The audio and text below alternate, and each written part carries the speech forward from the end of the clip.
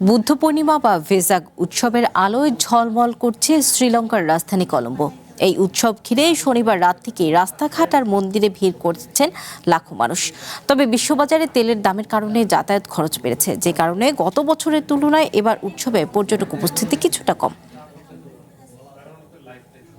রঙিন লণ্ঠন আর চোখ ধাঁধানো আলোকসজ্জায় উৎসবের নগরীতে পরিণত হয়েছে রাতের কলম্বো। শ্রীলঙ্কার প্রধান ধর্মীয় উৎসব ভেসাক ঘিরে শনিবার রাত থেকেই উৎসবের আমেজে মাতোয়ারা পুরো শহর।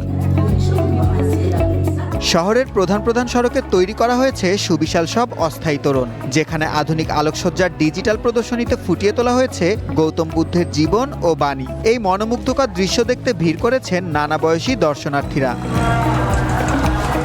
উৎসবের প্রধান কেন্দ্রগুলোতে যে কোনো ধরনের অপ্রীতিকর পরিস্থিতি এড়াতে ঢেলে সাজানো হয়েছে নিরাপত্তা ব্যবস্থা। তবে এত আয়োজনের মধ্যেও অনেকের মুখে ফুটে উঠেছে ভিড় কম থাকার আক্ষেপ। ছুটির দিন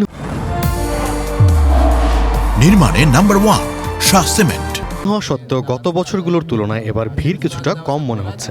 কাজের দিনগুলোতে ভেসাক উৎসব হলে মানুষের উপস্থিতি সাধারণত আরও বেশি থাকে। অবশ্য উৎসবের এই জনসমাগম নিয়ে ভিন্ন মত আছে অনেকের। কারো কারো মতে উৎসবের সার্থকতা লোকসংখ্যায় নয়, বরং মনের আনন্দে।